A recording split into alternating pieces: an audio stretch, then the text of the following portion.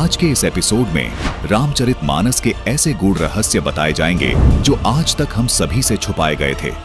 रामचरितमानस के इन गूढ़ रहस्यों को देखकर आपके होश उड़ जाएंगे और आप इन नकली धर्मगुरुओं, कथावाचकों और प्रचारकों को कोसने पर मजबूर हो जाओगे कि इतना अद्भुत ज्ञान हमसे क्यों छुपाया गया।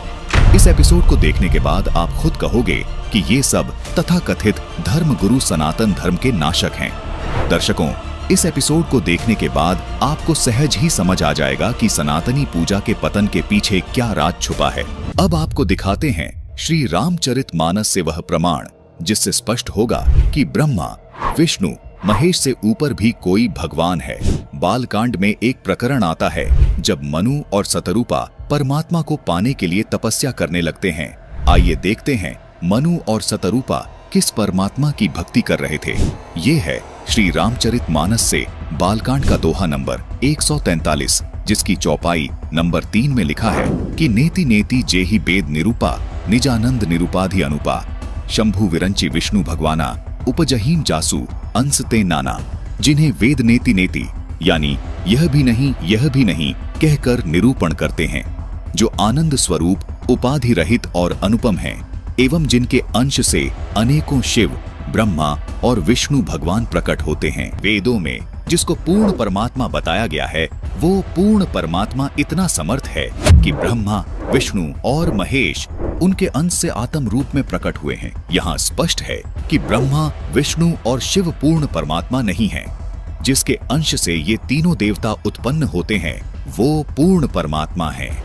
रामचरितमानस में कहा है कि ईश्वर अंश जीव अविनाशी, चेतन अमल सहज सुखरासी, यानी ईश्वर से ही उत्पन्न होने के कारण आत्मा अविनाशी है, यानी आत्मा कभी नहीं मरती। जिस परमेश्वर से जीव आत्मा उत्पन्न हुआ है, वह परमेश्वर अविनाशी, चेतन, निर्मल और स्वभाव से सुख की राशि है।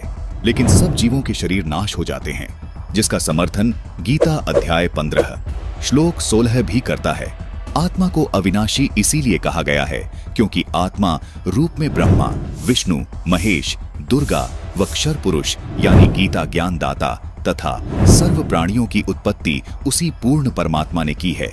इसलिए रामचरितमानस में लिखा है कि अनेकों ब्रह्मा, विष्णु, महेश उस सच्चिदानंद ब्रह्म से आत्मा रूप में उत्पन्न होते हैं। जिस परमात्मा से सभी प्राणी आत्मा रूप में उत्पन्न हुए हैं, उस परमात्मा को गीता अध्याय 15 श्लोक 17 में उत्तम पुरुष कहा गया है। उसी परमात्मा को तीनों लोकों में धारण पोषण करने वाला परमात्मा तथा वास्तव में अविनाशी परमेश्वर कहा गया है।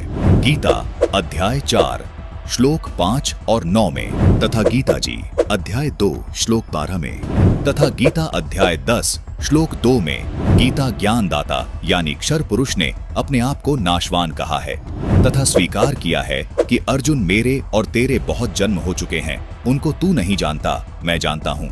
इससे सिद्ध हो जाता है कि क्षर पुरुष यानी गीता ज्ञान दाता जो ब्रह्मा, विष्णु, महेश के स्थूल शरीर का पिता है, वो भी अविनाशी नहीं है, उसका शरीर भी नष्ट होता है। अब आपको गीता अध्याय 15 श्लोक 16 से भी स्पष्ट करते हैं।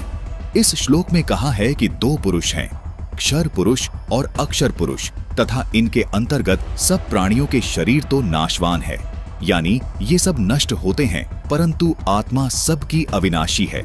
इसलिए ही रामचरितमानस में कहा है कि ईश्वर अंश जीव अविनाशी, चेतन अमल सहज सुखरासी, यानी परमात्मा का अंश होने के कारण आत्मा का कभी नाश नहीं होता। गीता अध्याय 15 श्लोक 17 में पूर्ण परमात्मा को उत्तम पुरुष और अविनाशी इसलिए कहा गया है क्योंकि उत्तम पुरुष यानी पूर्ण परमात्मा का शरीर भी अविनाशी है।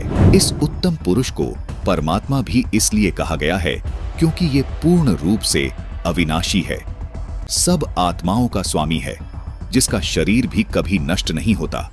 इस उत्तम पुरुष के लोक में किसी प्रकार का कोई दुख नहीं है। ये किसी को दुख नहीं देता, सिर्फ सुख ही सुख देता है। इसलिए इसी परमात्मा को रामचरितमानस में सुख की राशि भी कहा है। जिस गीता ज्ञान दाता काल के लोक में हम रह रहे हैं, इस लोक के मालिक को परमात्मा नहीं कहा जा सकता क्योंकि इस काल लोक में कोई सुखी नहीं है। इसलिए पूरी गीता जी में गीता ज्ञान दाता ने अपने को कहीं भी परमात्मा नहीं कहा। केवल उस उत्तम पुरुष को ही परमात्मा तथा अविनाशी परमेश्वर कहा है। दर्शकों, गीता जी में अन्य स्थानों पर जहां भी परमात्मा शब्द से संबोधन किया गया है, वो इसी उत्तम पुरुष अर्थात सच्चिदानंद घन ब्रह्म के विषय में बोला गया है। अर्थात पूर्ण परमात्मा का शरीर कभी नष्ट नहीं होता। इसीलिए इस श्लोक में लिखा है कि वो उत्तम पुरुष तो अन्य ही है जो वास्तव में अविनाशी है। उसी को परमात्मा कहा गया है। संत रामपाल जी महाराज सभी को आदि सनातनी भक्ति पर इसलिए दृढ़ कर रहे हैं ताकि हम सब आदि सनातनी भक्ति करके उस उत्तम पुरुष के अविनाशी लोक में चले जाएं, जहां जाने वाली सभी जीवात्माओं को भी अविनाशी शरीर प्राप्त होता है। अविनाशी शरीर होने के कारण उस शाश्वत लोक में पुनर्जन्म व मृत्यु नहीं होती, जहां जाने के बाद साधक लौटकर इस काल लोक में कभी वापस नहीं आते। इसी को पूर्ण मोक्ष कहा जाता है। गीता अध्याय 18 श्लोक 62 में गीता ज्ञानदाता इसी अविनाशी लोक की बात कर रहा है। यही वो शाश्वत यानी सदा रहने वाला स्थान सतलोक है।